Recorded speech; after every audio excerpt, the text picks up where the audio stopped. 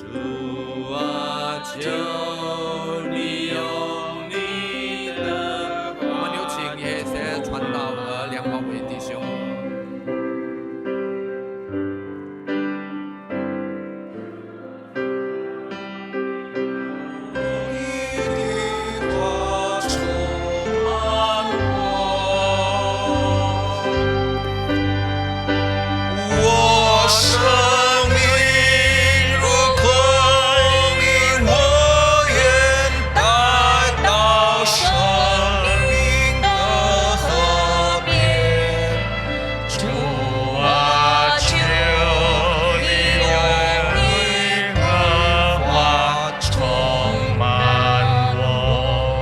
Mari kita satu di dalam doa.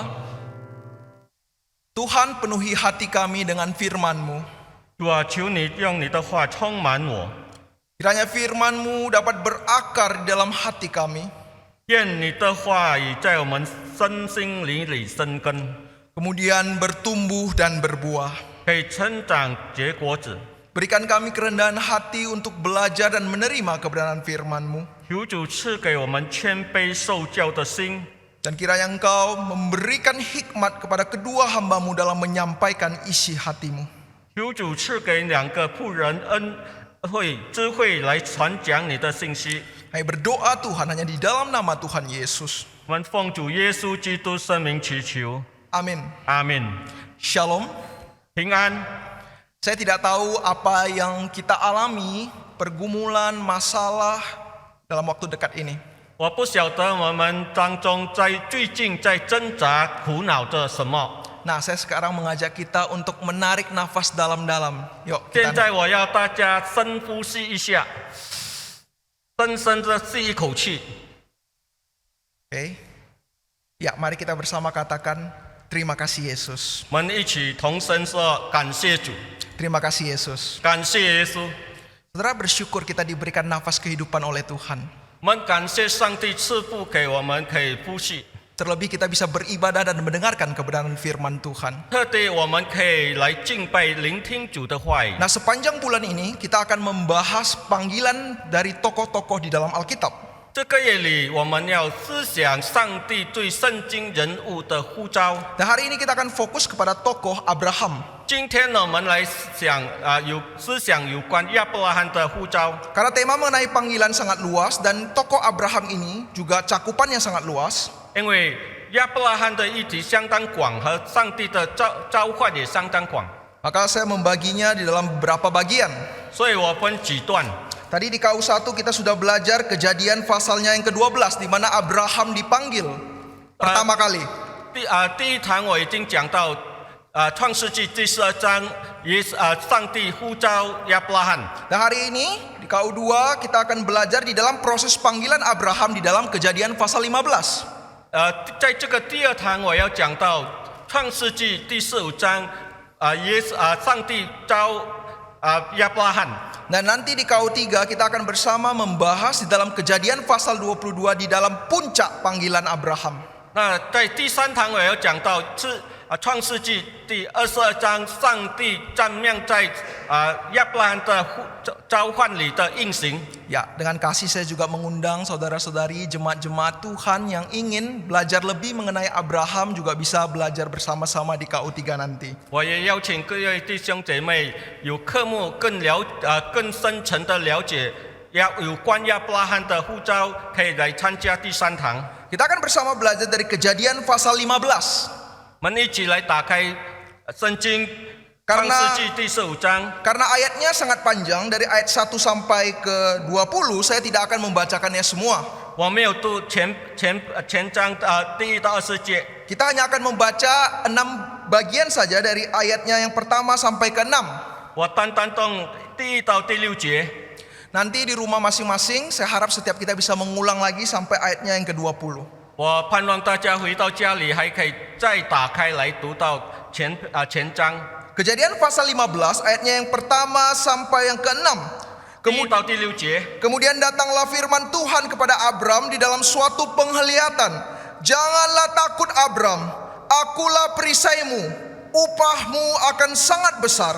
Abram menjawab, ya Tuhan Allah, apakah yang engkau berikan kepada kepadaku, karena aku akan meninggal dan tidak mempunyai anak, dan yang akan mewarisi rumahku ialah Eliezer, orang Damsyik itu. Lalu kata Abram, engkau tidak memberikan kepadaku keturunan, sehingga seorang hambaku nanti akan menjadi ahli warisku. Tetapi datanglah firman Tuhan kepadanya demikian, orang ini tidak akan menjadi ahli warismu, melainkan anak kandungmu, dialah yang akan menjadi ahli warismu. Lalu Tuhan membawa Abraham keluar serta berfirman, coba lihat ke langit, hitunglah bintang-bintang. Jika engkau dapat menghitungnya, maka firman-Nya kepadanya, demikianlah banyak nanti keturunanmu. Lalu percayalah Abram kepada Tuhan, maka Tuhan memperhitungkan hal ini kepadanya sebagai kebenaran. Demikian firman Tuhan. Saudara, izinkan saya bertanya satu pertanyaan penting. Sudahkah Anda mengetahui apa itu makna dan tujuan hidup kita sebenarnya, dan kemana engkau akan pergi? 我要请大家允许我问一个问题，就是你们是否了解生活的意义和目的呢？ Kemana engkau akan pergi? 你要往何处去呢？ Banyak orang yang sampai saat ini belum mengerti apa makna dan tujuan hidupnya. 很多人到今天还不了解他的人生的意义和目的。 Tetapi syukur kepada Tuhan, 我们感谢上帝， sebagai anak-anak Tuhan setiap kita memiliki privilege untuk menemukan makna, arah dan tujuan hidup, karena kita semua dipanggil oleh Tuhan. 我们身为上帝的儿子，有特别的呼召，明白我们人生的意义、目标时要往何处去。 Ketahuilah di dalam hidup ini Tuhan memanggil kita secara umum. 上帝呼召我们 Secara umum yang artinya tidak peduli latar belakangmu, statusmu, semua dipanggil Tuhan. 我们全部被上帝呼召，不看你的生活背景地位。 Setiap kita dipanggil untuk melaksanakan perintah-perintahnya di dalam firman-Nya. 每个人都上帝呼召我们来行主的旨意。 Apapun kuasa, harta, dan status yang kita miliki tidak mengurangi standar dan wibawa panggilan Tuhan di dalam firman-Nya. 不论你的生活背景、地位、钱财如何，不减上帝对你的呼召的严厉。 Bukan karena kita adalah orang kaya, bukan karena kita adalah orang yang berkuasa sehingga kita ada asumsi diizinkan untuk tidak melakukan beberapa bagian firman Tuhan. 不因为你比较富有，你比较聪明，有地位更高，所以你有特别的豁免权，不必行上帝的旨意。 Demikian karena kita orang yang lemah, kita tidak mampu melakukan apa-apa, bukan berarti kita juga ada dispensasi untuk tidak melakukan firman Tuhan. 也不因为我们贫苦潦倒无能，所以我们有特别的豁免权，不必行上帝的旨意。 Karena saat Tuhan memanggil kita, siapapun kita saat ini, Tuhan pasti mampukan kita untuk menjalankan panggilannya. 因为不论你是谁，当上帝呼召你，上帝会有特别恩待你来行他的旨意。 Setiap orang harus tunduk, diadili secara sama, dan tidak ada pun seorang yang dapat menyogok atau menipu Allah. 不论你是何人，都必被到上帝跟前受审判。你不能够贿赂上帝。 Apapun yang dikatakan firman Tuhan, siapapun statusmu, kedudukanmu, engkau harus taat kepada panggilan umum ini. 不论你是谁，都要俯伏在上帝透过圣经里的呼召。 Kemudian ada juga orang yang dipanggil secara khusus di dalam bidang atau misi tertentu yang sangat spesifik. 有的人有特别的呼召，在特别的范围里。 Misalnya sebagai rohaniawan, hamba Tuhan, pengusaha, ibu rumah tangga, penata layan gereja, dan lain-lain. 有的被呼召成为上帝的仆人，有的成为商家，有的是成为老师或者其他的。 Dan kalau engkau dipanggil secara khusus, kita tidak boleh membatasinya. 如果上帝今天呼召你，特别的使命，你不可以限制上帝。 Misalnya, 比如说， hari ini tadi saya pagi bertemu dengan anak sekolah minggu. 刚才早上我遇见一个主日学孩子， Biasanya sebelum ibadah saya keliling dulu lihat, ya. 还没有聚会之前，我有一个习惯要走一圈看看他们。 Saya ketemu anak kecil, kemudian mamanya berkata, panggil tuh Chuantao. 我见到一个小孩，主日学孩子，他妈妈叫传道。 Anak itu berkata, Chuantao kok laki-laki? 那个主日学的学生就说：“难道传道是男的吗？ Kemudian saya katakan Lause seperti Lause, kan guru ada yang laki-laki, kan ada yang perempuan juga. 我说你主日学老师有男的也是有女的。 Enggak, Lause juga perempuan. 他说没有，我的老师全部是女的。 Saudara-saudara, saya mengundang bapak-bapak. 我这边邀请弟兄们， Mari kita bergabung bersama menjadi guru sekolah minggu. 我们可以来参加做主日学老师。 Tidak ada yang berkata bahwa guru sekolah minggu itu hanya boleh perempuan. 没有特别的限制，主日学老师只允许你的孩子姐妹做主日学老师。 Maka demikian anak-anak kita hanya tahu bahwa Chuantao dan Lause itu semua perempuan, laki-laki nggak ada. 怪不得我们的主日学学生们认为只有你的成为传道或者主日学老师。 Chuantao saya malu, saya tidak bisa berbicara. 我害羞，我不会讲话传道。 Jika Tuhan mau pakai kita menjadi guru sekolah minggu, 倘若上帝要我们做主日学老师， Tuhan pasti akan perlengkapi kita. 上帝肯定会配备我们。 Saudara, setiap kita dipanggil baik secara umum maupun secara khusus. 我们有大众的呼召，还有特别的呼召。 Dan kalau kita mempelajari firman Tuhan, kita mendapati ada 4 respon manusia di dalam merespon panggilan Tuhan.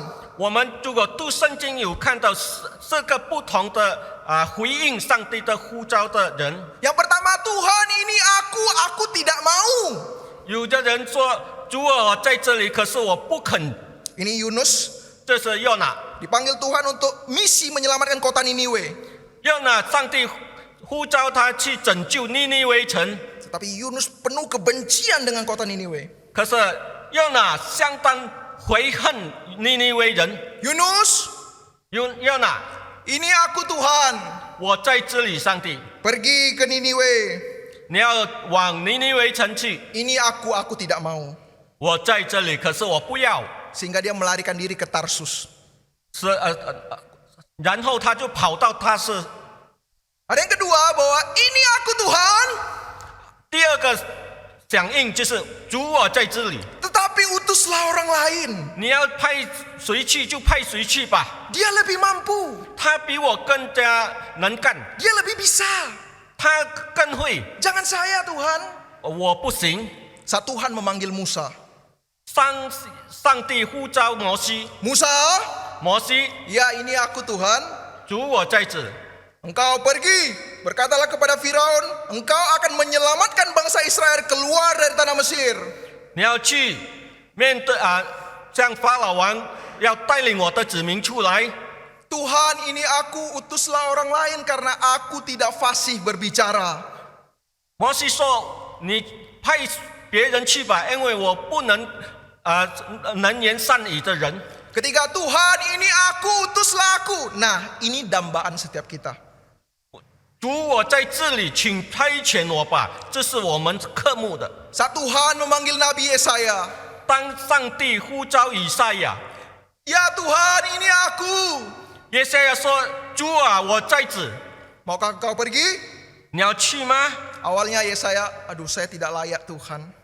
起初以赛亚说：“我不配。” Tapi saat Tuhan beranugerah kepadanya, 当上帝恩膏以赛亚， Yesaya berkata, Tuhan ini aku, utuslah aku, pakailah aku.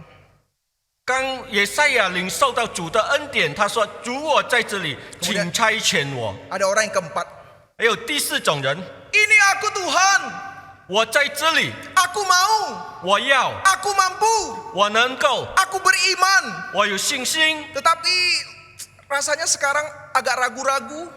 不过现在我正在犹豫当中， Saat saya menjalankannya saya takut Tuhan. 我在行的时候我就犹豫。 Dan yang keempat ini dialami oleh banyak orang percaya. 这第4个反应是几乎每个基督徒都有过的经历， Termasuk Abraham, bapa orang beriman. 包括信心之父亚伯拉罕。 Saudara, saya tidak tahu apa respon kita selama ini saat dipanggil oleh Tuhan. 我不知道我们个人的响应上帝的召唤的时候的态度是怎么样。 Saya harap kita bukanlah pribadi yang berkata, Tuhan aku tidak mau. 我不愿看到我们当中有人说：“主啊，我不肯。” Tuhan dia saja.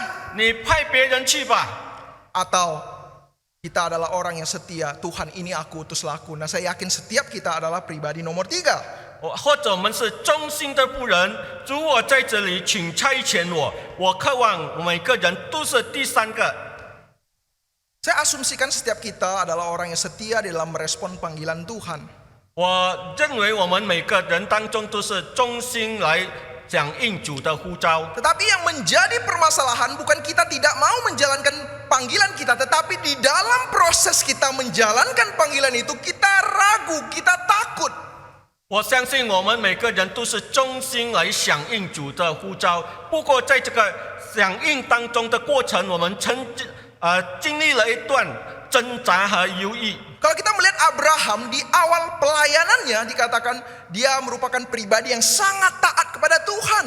当起初亚伯拉罕是一个忠心顺服的仆人， Abraham, keluarlah engkau dari Ur-Kasdim menuju satu tempat yang kujanjikan padamu. 亚伯拉罕，你离开乌城，到我要派你去的地方， Di mana Tuhan? 去哪呢？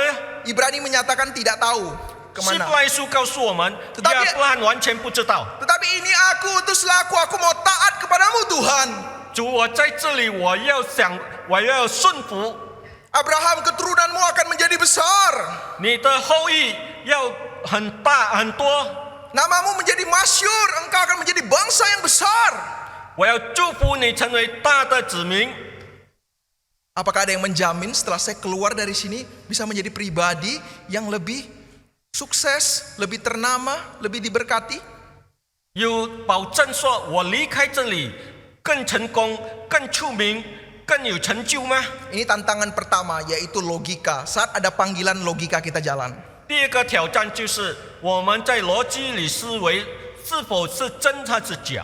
Kalau aku keluar dari pelayanan ini, kalau aku keluar dari pekerjaan ini, kalau aku keluar dari lingkungan ini, apakah akan menjadi lebih baik? 我离开这个工作的岗位，离开这个环境，是否我会变得更有成就吗？ Tuhan, benar engkau panggil aku ke sana? 是吗？你要差遣我到那里去？ Kalau saya stay di Ur-Kasdim, ya mungkin bisa menjadi bangsa yang besar karena saya sudah mapan di sini. 如果留在乌城老家，可能我更会成功的几率更多， Koneksi saya lebih banyak ya di sini. 我的人事关系更好。 Tetapi di KU1 kita sudah belajar bahwa Abraham sendiri merindukan bahwa kota yang dia tinggali, lingkungannya itu tidak dibangun dari dasar firman Tuhan sehingga hatinya diresahkan terus. 不过，亚伯兰向往的城市不是像符合圣经的条件，所以他心里就忧郁。 Dari pergumulannya Abraham taat kepada Tuhan. 不过在挣扎中，他顺服， Dia memilih beriman, 他选择信心， tidak menggunakan logika dan pikirannya. 他相信上帝过于他的逻辑。 Tuhan, saya tidak tahu kemana, tetapi yang saya tahu Engkau membimbingku dan aku mau taat kepadamu. Ini aku, utuslah aku Tuhan. 我不知道我要往哪里去，不过我相信主你的带领，我在这里差遣我吧。 Tetapi dari pasal 12 menuju pasal 15 ada proses dalam menjalankan panggilan Abraham itu. 从42章到45章有响应呼召的过程。 Menariknya dari pasal 14, satu pasal sebelum yang kita baca tadi, 不过很有趣的是，44章里我们读的45章的后一段， boleh dikatakan Abraham di dalam puncak-puncaknya. 就是在他的高峰期， Karena dia dibantu oleh Tuhan untuk mengalahkan banyak raja-raja timur. 因为上帝祝福他打败很多那边的王。 Dan kemudian pasal 14 ditutup dengan seorang raja Sodom mendatanginya dan memberkatinya agar Abraham menjadi kaya raya. 那么第44章的最后段，有一位君王来祝福，使到亚伯兰成为富有的人。 Luar biasa, Tuhan panggil saya taat, saya diberkati. Haleluya. 哈利路亚，很特别的恩赐，上帝的神迹，他被呼召，他响应，上帝祝福他成为很富有的人。 Namun baru saja mengalami perbuatan Tuhan yang ajaib dan diberkati, hanya jeda satu pasal dari pasal 14 sampai 15, Abraham mulai goyang dengan panggilannya. 不过我们读到从44节到45节，刚刚被上帝特别的神迹的祝福，他现在变成又在忧郁了。 Pasal 15 ayat 1 dimulai dengan satu kata, Tuhan berkata kepada Abraham, jangan takut Abraham. 15章第1节的开始，亚伯兰你不要惧怕。 Menyingkapkan bahwa Tuhan tahu sebenarnya Abraham memiliki banyak sekali ketakutan.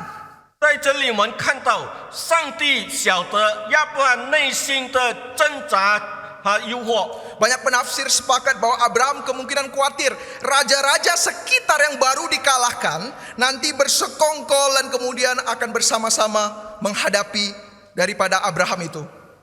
解经家们认为，亚伯拉罕就是怕他所打败的那些王联合起来攻击他。 Ya biasa orang jahat itu berkumpul bersama-sama ya untuk menyerang. Jadi Abraham takut.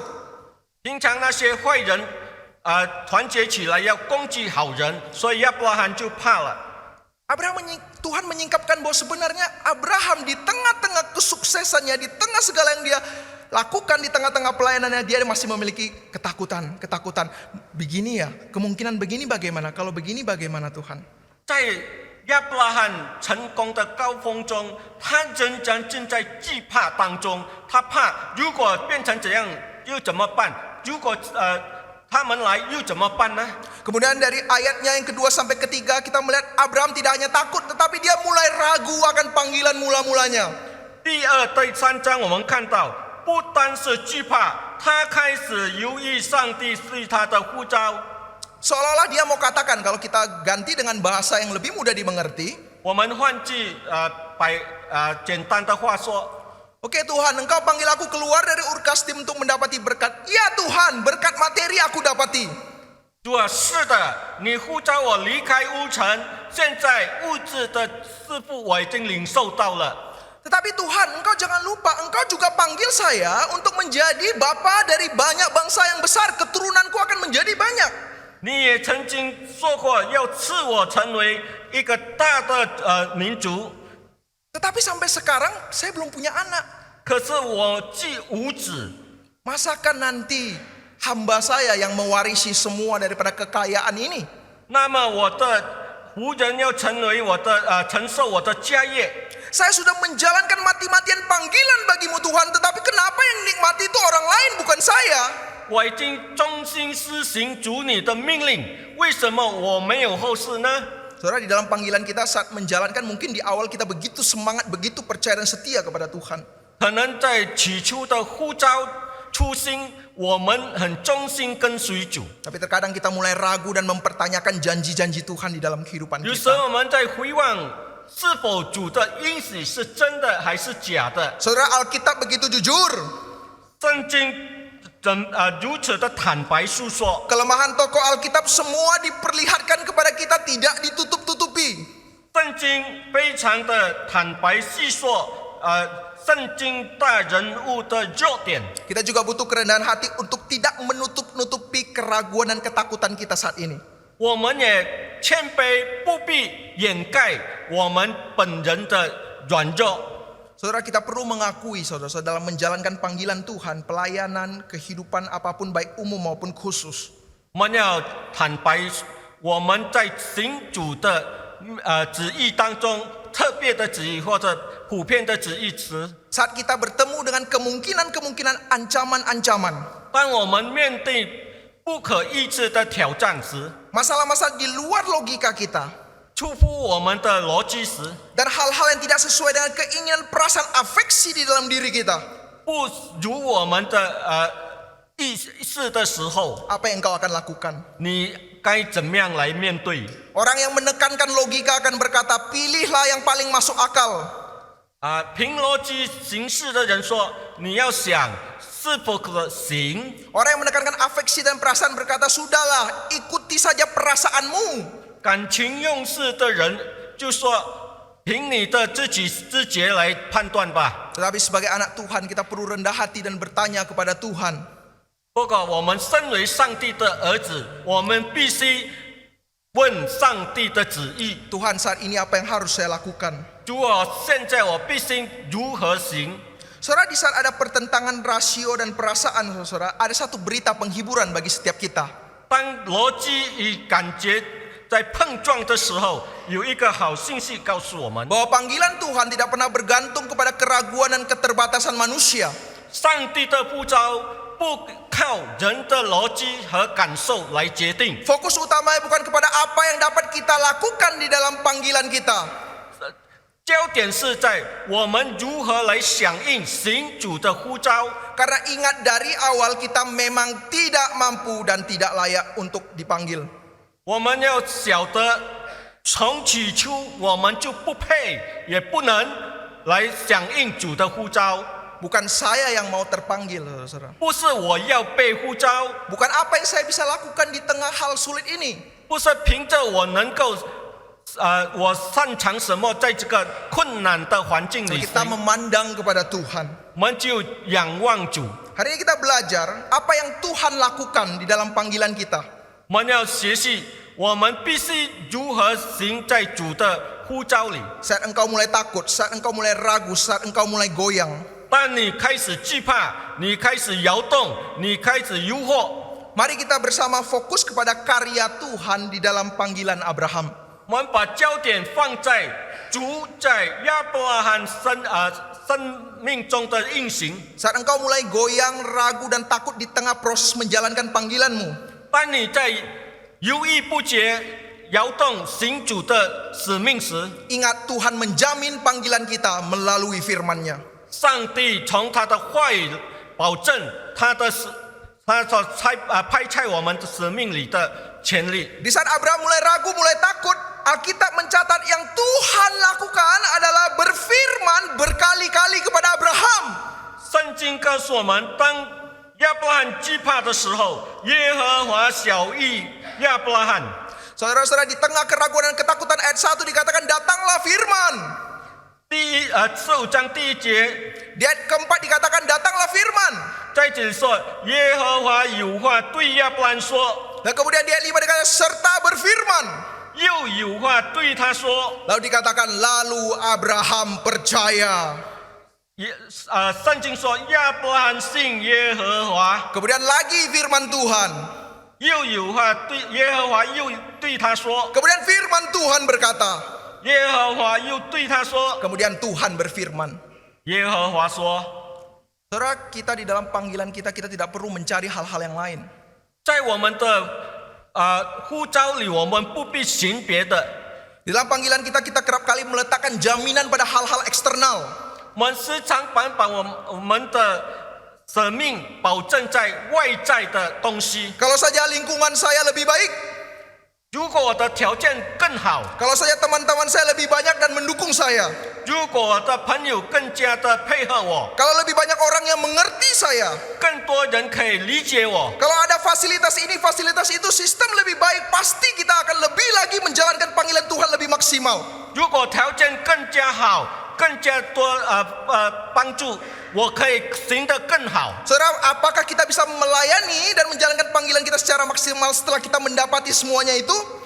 是否我们有的这么多的条件来支持我们，就能够行得更完善呢？ Belum tentu. 不一定， Karena jika di dalam hati kita, fokus kita, iman kita tidak dibereskan, 因为内心里你的信心根基没有被彻底的摆正， semua hal dukungan diberikan kepada kita itu juga percuma. 一切来支持条件都没有用。 Buktinya Israel banyak gagal menjalankan panggilan Tuhan justru bukan di tengah penderitaan atau pembuangan. 以色列人在行主的旨意失败，不是在他们匮乏的时候， Tetapi di tengah kelimpahan-kelimpahannya. 乃是在他们丰富丰盛的物质里。 Jadi apa yang menjadi pegangan kita?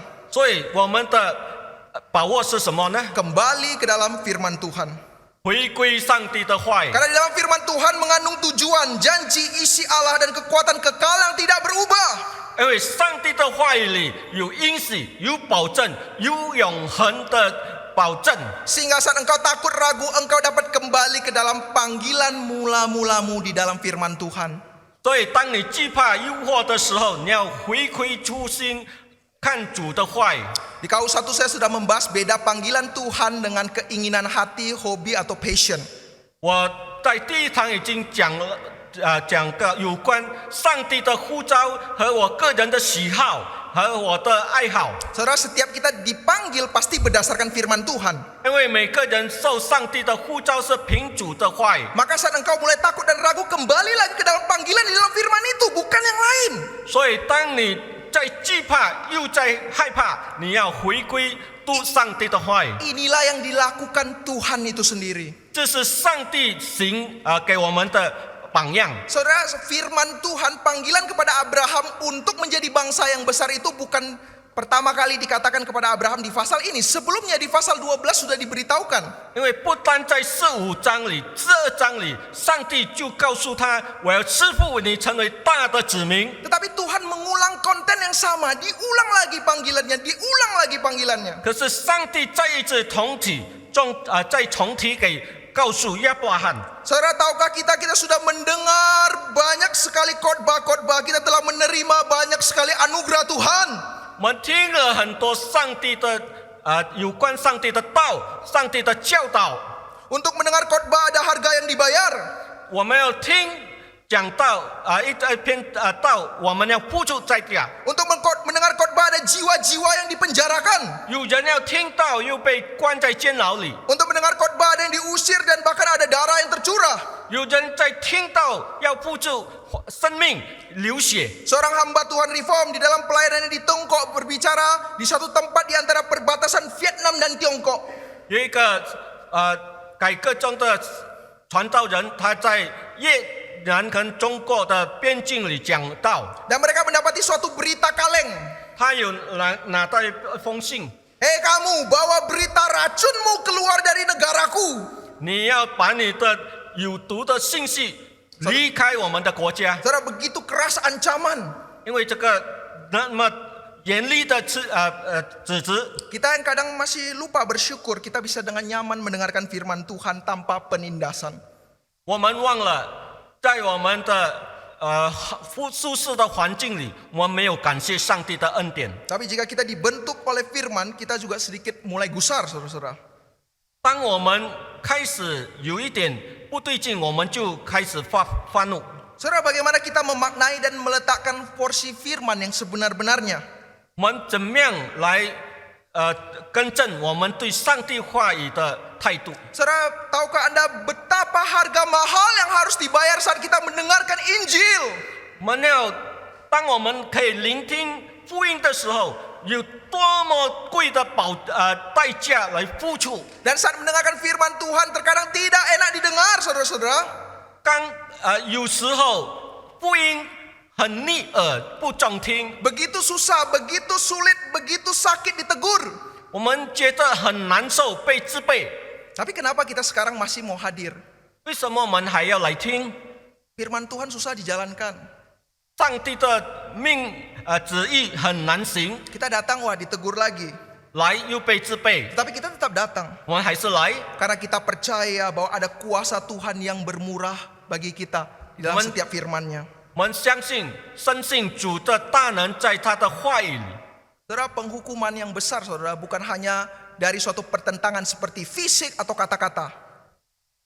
我们不单得到肉体的碰撞的挑战而已。 Tetapi saat diam, 当我们肃静的时候， tidak ada suara Tuhan lagi, diam, saudara-saudara, di 当 dalam 上 hidup 帝 kita. 不再跟你讲话， Itu begitu mengerikan. 那是何等可怕！ Saudara, karena kuasa firman 5.000 orang terpanggil untuk bertobat di Yerusalem. 当上帝施恩，有5000人悔改相信主。 Di abad 17 lebih dari ratusan ribu orang bertobat oleh firman tanpa fasilitas apapun. 在17世纪的时候，当没有特别的配备条件里，上帝祝福4万人，4万人可以悔改信主。 Di abad 17 seorang hamba Tuhan bernama Whitefield memberikan kesaksian bahwa setiap hari hampir 100 orang menunggu di depan rumahnya untuk mendengarkan firman lagi. Whitefield 牧师在去世时，他说每天早上有数百人站在他的家门口等待上帝的话语。 Saya bayangkan saudara kalau misalnya di pastori gitu ya, gereja GKPJ datang ke pastori hamba Tuhan 100 orang, firman gitu ya. 我在 Bagaimana ya? 想象当时的情况，倘若我每天在牧师楼的门前，每天有数百人呼喊着我们要听上帝的话语。 Tapi kita melihat intinya bahwa firman Tuhan memiliki kuasa yang dahsyat di dalam hidup. 重点就是上帝的话语带着神的大能， Dan kuasa yang sama menyentuh seorang misionaris Afrika bernama David Livingstone. 使神的话语的大能改造了 David Livingstone。 David Livingstone dipanggil untuk mengabarkan Injil di Afrika. 他被呼召去非洲， Tetapi ada konflik 宣教。 antara kulit putih dan kulit hitam. 在那里就有白种人跟黑种人的问题。 Saat itu ada sekelompok pedagang bersumpah, orang putih yang pertama kali saya akan lihat, saya akan habiskan dia. 那边的商人有说，如果见到首个白种人，我们要灭掉他。 Berita itu tersebar, banyak misionaris mau pulang, 这个信息传开，很多的宣教士要回国， termasuk David Livingstone. 包括 David Livingstone。 Tetapi dalam malam itu dia membaca Matius pasal 28 ayat 20. 当晚他要离开的时候，他读到马太福音28章20节。 Pergi, aku akan menyertaimu sampai kesudahan zaman. 你要去，我要与你们同在到末日。 David Livingstone menutup Alkitab itu. David Livingstone 他就把圣经合起来， Dia berkata, amin Tuhan, amin. 他说阿门，上帝阿门。 Dia berkata satu perkataan, ini adalah perkataan yang paling suci, terhormat, dan paling tegas di dunia. 这段话是最神圣、最有威严的话语。 Pergi, aku akan menyertaimu sampai kesudahan zaman. 所以你们要去，使万民做我的门徒，我要与你们同在，直到末日。 Tuhan, mulai saat ini aku tidak mau lari lagi. 我从今不再退后。 Dia mengucapkan, oh God, that I could dedicate my life to you. 我的上帝啊，我要全心全意的跟随你。 This is all the return I can make him. 我不能再回头。 Tuhan, ini adalah dedikasiku padamu. Tidak ada yang dapat kuberikan kecuali diriku. 没有除了我以外，没有更大的我可以奉献给你。 David Livingstone kembali lagi menjalankan panggilannya di Afrika. 所以 David Livingstone 再回到他的工地。 Saudara, saat engkau takut di dalam panggilanmu dan ragu, 你是否正在惧怕，正在忧虑？ engkau merasa engkau berjalan sendiri. 你觉得孤独无助？ Ibrani pasal 13 ayat 5 berkata, sekali-kali aku tidak akan meninggalkan engkau sendiri. 希伯来书的上帝的话语告诉我，我永不撇下你，没有也不丢弃你。 Saat engkau merasa aku tidak mampu dalam panggilan ini, aku kurang ini, kurang itu. 当你觉得我无能为力，少了这个，少了那个， Yesaya pasal 41 ayat 10 berkata, aku akan menguatkanmu dan mencukupkan engkau. 耶赛亚书告诉我们，我必要恩赐你，要兼顾你，要帮助你。 Saat aku tidak tahu apa itu panggilan Tuhan, apa yang harus saya lakukan. 可能你也说，我也不晓得什么是上帝的呼召，我必须怎么样面对。 Firman Tuhan katakan, takutlah akan Tuhan dan layanilah dia. 上帝的话语告诉我，你要敬畏上帝，侍奉他。 Saat engkau takut akan Tuhan, 当你敬畏上帝， kamu diberikan hikmat. 你要被赐福智慧， Hikmat yang membimbingmu. 这个智慧要引领你。 Kau akan diberikan arahan kapan tahu harus berhenti sejenak. 你有智慧，知道什么时候该停下来。 Kapan harus berjalan di saat semua berhenti. 当每个人在停下来的时候，你什么时候开始走？ Atau kadang bahkan meninggalkan daripada apa yang kita kerjakan saat ini. 或是上帝叫你离开你现在的岗位， Atau bahkan terus sampai akhir. 或者你必须坚持到底。 Saudara, saat ini jika kita mulai lesu pelayanan, lesu beribadah, merasa tidak ada gairah di dalam menjalankan panggilan Tuhan, 可能现在你已经觉得乏力、乏味来参加聚会、参加侍奉， apa yang kau cari dan andalkan? 你这在寻找什么呢？ Mari hari ini kita sungguh-sungguh mencari penguatan di dalam firman Tuhan. 所以今天我们要来寻找上帝话语里的大能， Karena ini yang dia berikan. 这是他赐给我们的， Dan ini cukup bagi kita. 这个足够给我们生命力， Tidak perlu ditambah-tambah. 不必再加添别的， Apalagi mencari cara-cara di luar prinsip firman Tuhan untuk meneguhkan panggilan 或者 kita. 我们在圣经以外寻找别的援助。 Kedua, di tengah-tengah keraguan dan ketakutan panggilan kita, Tuhan menjamin melalui kuasa dan kasih-Nya. 透过上帝的爱和大能来保证我们在挣扎中的忧虑。 Firman Tuhan mengatakan bahwa janganlah takut Abraham, akulah perisaimu, upahmu sangat besar. 上帝告诉亚伯兰：“你不要惧怕，我是你的盾牌，必大大的赏赐你。 Upah itu bukan berarti uang, materi, bukan.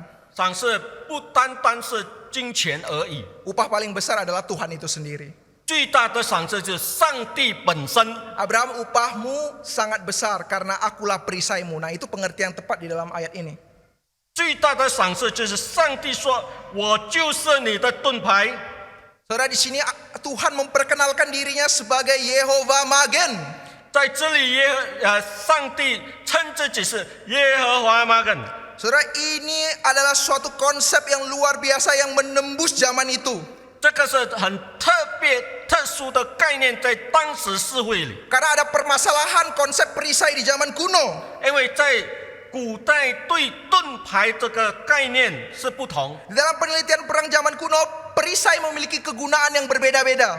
在古代的文化对盾牌的了解是不同， Setiap perisai itu memiliki kegunaan masing-masing. 每个盾牌有它各自的用处。 Kalau perisai yang berat, yang besar, lebar bisa memberikan perlindungan yang lengkap. 更大、更重、更厚的盾牌可以保卫更多人， Tetapi tidak fleksibel, mau diangkat susah. 不过太重、笨重就不轻灵， Terlalu kecil, bisa untuk fleksibel, dikendalikan. 很小很方便带， Tetapi tidak bisa melindungi seluruh tubuh. 可是不能够保卫全身。 Tapi saat Tuhan menyatakan dirinya sebagai Yehovah Magen, 可是这里耶和华说：“我是耶和华马根。” menandakan perlindungannya berbeda dari perisai manapun yang dunia bisa berikan. 这里他是要诉说，他是比世界任何的盾牌更加有用、更加有效。 Tuhan dapat melindungi kita dari segala arah. 上帝能保护我们从各方面来的危机， Dan kita tidak perlu membawa-bawa Tuhan. 我们不必带上帝， Tuhan yang akan membawa kita dan dia selalu hadir di tengah-tengah 上 kehidupan 帝要 kita. 带领我们。 Saudara, janji Tuhan berikan Yehovah Magen mempengaruhi sejarah dan pemahaman orang Israel. 上帝的保证，耶和华马根来塑造了以色列人对上帝的认知。 Kita lihat bendera Israel ada bintang di tengahnya. 我们看以色列国家的国旗有星在中间， Itu disebut dengan perisai Daud. 这是大卫的盾牌。 Karena mengingatkan bagaimana Daud yang kecil melawan Goliat yang besar. 这里诉说到大卫小的盾牌来面对歌利亚， Kecil bagaimana bisa melawan yang besar? 小如何挑战大呢？ Daud berkata kepada Goliat, engkau membawa tombak dan senjata-senjata yang canggih, tapi aku membawa nama Tuhan.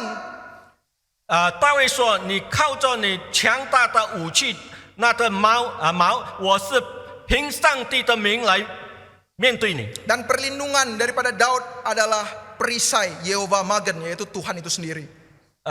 大卫就是靠着耶和华的大名，就是耶和华的盾牌来面对歌利亚。 Dan Magen daripada Daud dipercaya oleh sebagai orang Israel sebagai pelindung yang sama bagi negaranya. 他们也以色列人也深信，如同大卫的盾牌也是成为以色列人保护的盾牌。 Dan kemudian di Israel ambulan juga Yehovah Magen. 以色列人的救护车也用这个耶和华玛根的符号。 Badan Keamanan Internasional Magen. 国际治安的标号也是用耶和华玛根。 Dan kemudian di tengah dunia digital, divisi anti hacker juga Magen.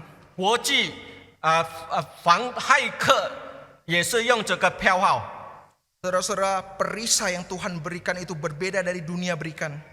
上帝给我们的盾牌不同于世界给予我们的。 Saudara, kita yakin gereja ini ada panggilan. 我们深信这个我们的教会有上帝特殊的使命。 Tapi ingatlah Tuhan melindungi gereja ini untuk menjalankan panggilannya.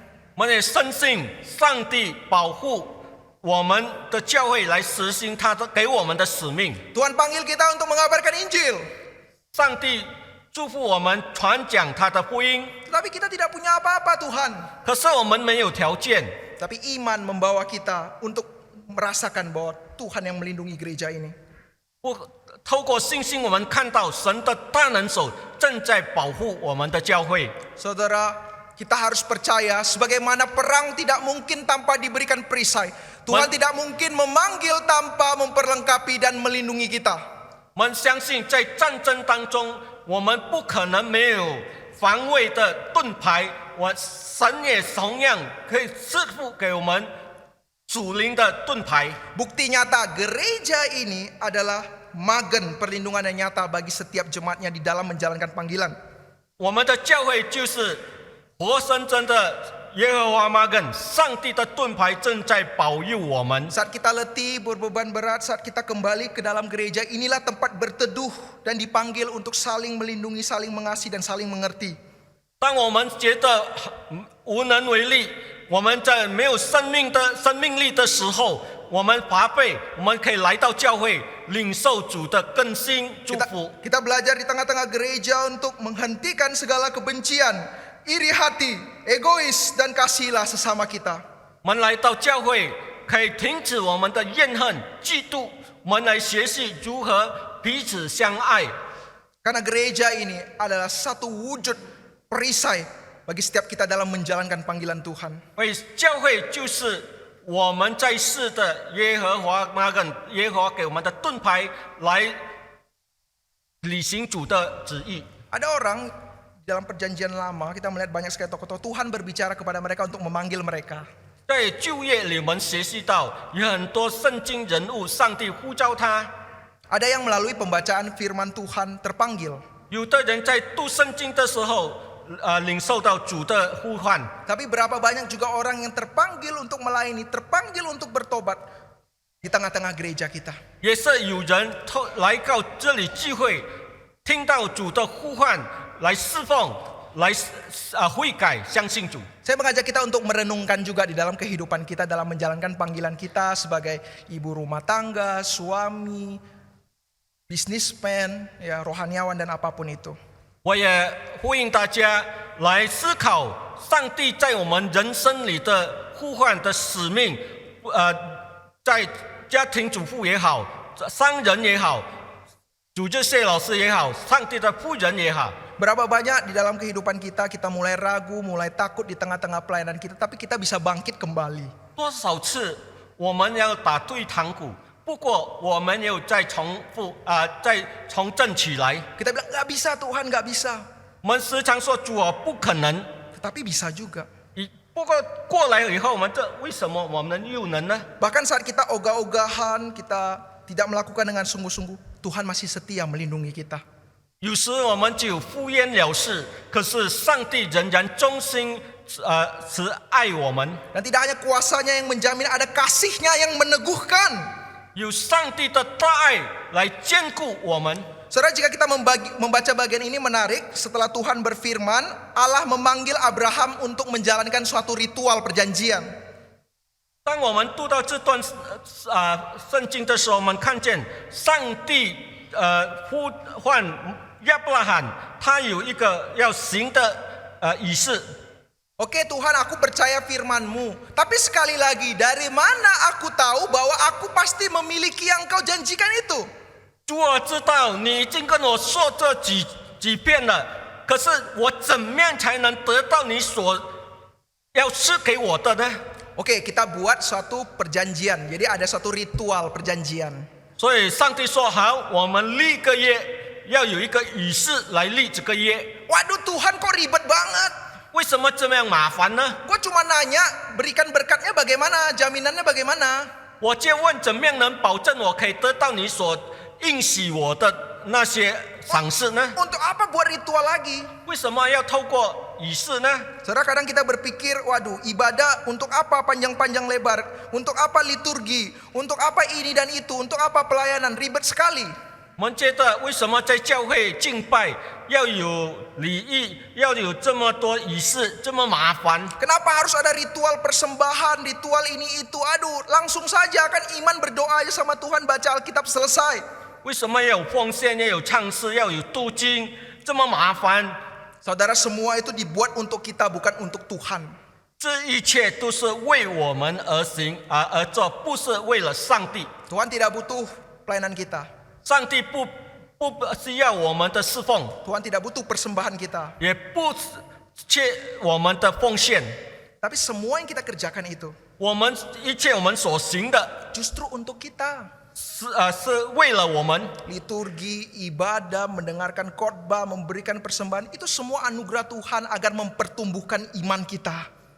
听到奉献、侍奉、礼仪，一切是为了坚固我们的信心， Memberikan kesempatan kita untuk menyatakan sukacita atas anugerah yang Tuhan berikan kepada kita. 上帝赐给我们恩典，可以透过我们的侍奉、我们的参与来感谢主的恩典。 Semua untuk meneguhkan kita. 一切为了坚固我们的信心。 Saudara, Abraham itu ragu. 亚伯拉罕正在诱惑， Tetapi melalui bukti yang nyata, yaitu membuat suatu ritual, itu dia langsung berpartisipasi di dalam hal itu. 在这个立业当中的礼仪，他参与了， Nah, itu penting baginya. 这个很重要。 Kemudian Tuhan memanggilnya untuk menyiapkan lembu, kemudian ada burung, dan kemudian ada domba. 上帝叫他预备牛、羊、鸟。 Lembu menandakan persembahan. 牛代表他的奉献， Domba menyatakan ketundukan. 羊代表他的顺服， Dan burung menyatakan kemurnian. 鸽子是代表他的纯正。 Dan saat itu, di ayat 10 dikatakan Abraham itu harus memotong binatang itu menjadi 2 bagian. 第4节告诉我们，亚伯拉罕把那些牲畜割成2片。 Karena di dalam zaman itu ada satu kebiasaan, kalau kita mau berjanji, kita harus membuat ritual seperti itu. 那时的文化，当他们要互相立业，他们有这个礼仪。 Dan kemudian pihak yang menjanjikan dan pihak yang berjanji harus bersama-sama berjalan di tengah-tengah binatang itu. 那2个人立业的必须行在这些生物当中。 Mereka berjanji, kita akan menjalankan ini sampai akhir. 我们立业要行这个业到我们最后的关头。 Yang tidak menjalankan bagaimana? 那不履行的怎么样？ Mereka percaya ada kutukan mengingatkan, kalau yang tidak menjalankan kamu akan terpotong seperti binatang ini alias mati. 他们深信，如果彼此当中有人不履行这个约，我们就好像这些牲畜被宰分成2段，就是死。 Tuhan menggunakan janji mati ini untuk menjamin Abraham. 这个好像有一个咒诅在那里，上帝就是立这个约，立这个行礼仪来保证他必须行到底， Sampai sebegitunya agar Abraham yakin. 直到亚伯兰可以相信。 Tetapi Abraham gagal lagi. 但是亚伯兰又在失败， Tidak menjalankan panggilan Tuhan. 他没有施行主的命令， Disuruh potong burung menjadi 2. 上帝叫他切成2片， Alkitab katakan, tidak dipotong. 他没有把那些鸟切成2片， Dan kemudian Abraham tertidur. 他沉睡了。 Kemungkinan ada yang berkata Tuhan yang membuatnya tidur. 有人说可能上帝使他睡了， Ada yang berkata dia menunggu Tuhan lama sekali. Katanya mau lewat tapi nggak datang, akhirnya tidur. 可能他等上帝要从当中走过还不来，他已经等到他不耐烦睡了。 Saudara, dari sudut penafsiran spiritual, 从属灵方面的解经说， mengatakan Abraham tidak memotong burung memiliki makna yang dalam. 这里为什么牛羊被切成2块？那为什么鸟没有被切呢？ Abraham saat itu tunduk kepada mau Tuhan. 亚伯拉罕顺服上帝， Dia mau mempersembahkan kepada Tuhan. 他有奉献。 Tapi burung terkukur dan burung merpati tidak dipotong. 可是鸽子为什么没有被切？ Menandakan Abraham gagal di dalam kemurnian.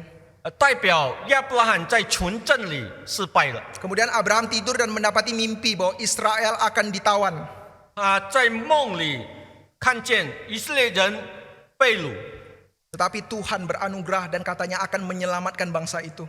他也看见上帝恩赐以色列人被拯救。 Dan kemudian singkat cerita saat Abraham bangun, 简单的后来亚伯拉罕醒了， dia melihat bahwa apinya menyala sendiri di antara potongan-potongan daging itu. 他看见有很大的火从这些牲畜当中走过。 Salah di dalam dunia timur ada 2 jenis covenant yang utama. 在旧约时代，他们有2个约很重要， Yaitu bilateral covenant. 就是双方的约， Dua pihak harus sama-sama menjalankannya. 就是我们彼此双方都要履行这个约。 Tetapi dalam menjalankan janji itu 当我们履行这个约的时候， tidak butuh Abraham. 当上帝跟亚伯拉罕立约的时候，他不需要亚伯拉罕， Tetapi Tuhan yang berjanji. Ini disebut dengan unilateral covenant. 这是单方所立的约。 Abraham bisa gagal tidak sesuai maunya Tuhan untuk potong bahan persembahan. 虽然亚伯拉罕在奉献里他失败了， Abraham bisa gagal di dalam kemurnian hatinya. 他在纯正里失败了。 Demikian nanti Israel juga tidak mendengarkan panggilan Tuhan sehingga mereka dihukum. 好像以色列人叛逆，是心不行主的旨意， Tetapi itu tidak menggagalkan kasih Tuhan di dalam kehidupan kita. 对不对？这一切的失败不阻止上帝的爱在我们生命里运行， Karena Tuhan yang memanggil, Tuhan yang akan menjalankan sampai akhir. 因为上帝的呼召，上帝在运行他的大能保护，这个约可以行到底。 Saudara, setiap kita adalah manusia yang berdosa, tidak dapat melakukan apa-apa. Total depravity. 我们人是堕落，完全堕落在罪中。 Tuhan panggil kita melakukan ini, kita melakukan yang lain. 上帝叫我们行走，这个我们行走那个。 Tuhan panggil kita melakukan ini, kita takut, kita ragu. 当上帝叫我们行的时候，我们不敢又怕。 Tetapi ada kasih Tuhan yang menjamin kita. 可是有上帝的爱来保证我们。 Dan pada akhirnya Yesus Kristus datang ke dalam dunia ini. 最后，耶稣来到世界， Dia menjadi 3 persembahan yang sempurna yang Abraham gagal jalankan. 他奉献了3个亚伯拉罕在失败奉献里的。 Tuhan bagaikan lembu yang mempersembahkan hidupnya. 耶稣如同牛奉献他的身体， Bagaikan domba yang penuh ketundukan kepada Bapa. 他如羔羊完全的顺服上帝。 Dan dia adalah bagaikan burung merpati yang murni yang tidak ada berdosa. 他又如同鸽子纯正无瑕奉献给 Dan 上帝。 Yesus taat kepada panggilan Bapa sampai akhir. 耶稣完全的顺服主的旨意。 Apakah Tuhan Yesus bergumul? 耶稣是否挣扎呢？ Di Taman Getsemani dia bergumul begitu besar. 在科西玛尼园里祷告，我们看见耶稣的挣扎。 Saya memandang kepada Bapa yang penuh kasih. 可是他仰望天父的大慈爱， Dan kasihnya kepada dunia. 他对世界的爱。 Dia katakan, Bapa, bukan kehendakku, ini aku akan berjalan ke Yerusalem dan mati untuk setiap manusia yang berdosa. 不是我的旨意，乃是要凭主你的旨意，我要领这个杯。 Saudara-saudara, saya akan menutup dengan satu kisah, yaitu Rasul Petrus. 我要以彼得的故事来做一个结尾。 Di dalam tradisi gereja dikatakan ada suatu permasalahan besar di Roma dan terjadi pembantaian besar dan kerusuhan di Roma. 在起初教会的历史，我们看到罗马教会被逼迫， Dan kemudian Rasul Petrus melarikan diri dari Roma untuk menyelamatkan dirinya. 在最后关头最紧迫的关头里，使徒彼得要从罗马跑。 Singkat cerita, di jalan dia bertemu dengan Tuhan Yesus. 在他逃生的半路中，他遇见了耶稣。 Dia begitu terkejut dengan melihat Tuhan Yesus. 他在异象中，他看见了耶稣，他吓一跳。 Yesus berkata, Petrus, Petrus, kemana engkau? Quo vadis. Yang artinya kemana engkau dalam bahasa Latin. 彼得，彼得，你要往何处去呢？在拉丁文就是 quo vadis。 Petrus, quo vadis. 彼得，你要往何处去？ Kemudian Petrus kata kepada Yesus, 彼得就向主耶稣说 Tuhan, saya tidak mampu menjalankan panggilan ini. 主啊，我无能为力行你的旨意。 Tuhan, quo vadis, kemana kamu mau pergi? 我主啊，你要往何处去呢？ Kemudian dalam tradisi itu dikatakan Yesus berkata, Venio Roman interum crucifixi. 就是在拉丁文里 Dikatakan, aku hendak kembali ke Roma untuk disalibkan kembali, Petrus. 主耶稣对彼得说：“我要往罗马去替你死。 Apa Tuhan? ”什么？上帝， Aku hendak kembali ke Roma untuk disalibkan kembali. 我要回到罗马，再被钉十字架。 Mendengar itu Petrus menyesal. 听了以后，彼得就很哀伤， Dia menyadari panggilannya. 他记得上帝对他的呼召， Dan kemarin dia kembali ke Roma sampai akhir hidupnya dan dia disalib. 他回到他的初心，他再往罗马去。 Saat dia disalib, 当他被钉十字架的时候， dia katakan, aku mau request. 我有最后的要求， Saya tidak mau disalibkan lurus. 我不要像普通人这样 Karena 钉 saya 十字 tidak 架， layak disebandingkan dengan Yesus. 因为我不配像我的老师耶稣。 Sehingga Petrus menjalankan panggilan dengan akhir sampai dia disalib terbalik. 最后彼得被钉十字架，不过他被倒钉。 Saudara, saya ingin bertanya kepada kita. 我要问大家， Sudahkah kita tahu apa makna hidup kita? 是否你了解你生活的意义？ Apa tujuan hidup kita sebenarnya? 生活的目的是什么呢？ Kemanakah kita akan pergi? 你要往何处去呢？ Kemanakah kita akan pergi? 你要往何处去 Quo vadis. ？Quo vadis。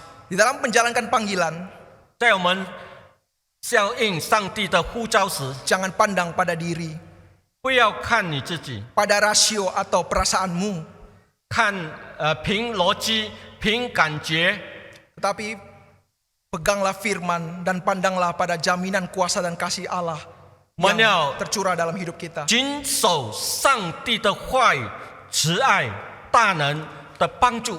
Sekali lagi saya bertanya kepada kita, kemanakah engkau akan pergi? 我再次问大家，你往何处去呢？ Apa yang meneguhkan panggilanmu? 什么是你的呼召呢？ Mari kita satu dalam doa. 我们低下头来祷告。 Bapa kami yang di surga, kami telah mendengarkan kebenaran firman-Mu. 天父上帝，我们聆听你的话语， Kiranya firman-Mu meneguhkan setiap kami. 愿主你的话语再次坚固我们每个人。 Jika saat ini di dalam panggilan beribadah kami mulai kendor, 倘若我们现今正在疲乏无力来参与敬拜， panggilan pelayanan, panggilan hidup khusus, dan apapun yang kita kerjakan di tengah-tengah panggilan kita saat ini, 侍奉的呼召或特别的呼召或别的呼召， kiranya Tuhan yang mampukan kami melalui firman-Mu. 愿主你的话语透过你的话语来坚固我们，在振兴我们，造就我们来侍奉。 Kuasa dan kasih-Mu yang meneguhkan kembali panggilan kami yang mungkin mulai goyah ini. 你的慈爱，你的大能再次造就我们， Sehingga saat Tuhan berkata kepada kami, 直到你告诉我们 Quo vadis anakku, 你要往何处去，我的孩子。 kami akan berkata kepadamu, 我们要回应， Tuhan ini aku, utuslah aku. 主我在这里，请差遣我。 Kami siap mengikutimu Tuhan. 我们要跟随你， Di dalam nama Tuhan Yesus yang berkuasa kami berdoa. 奉主耶稣基督的大能里，我们祷告， Amin. 阿门。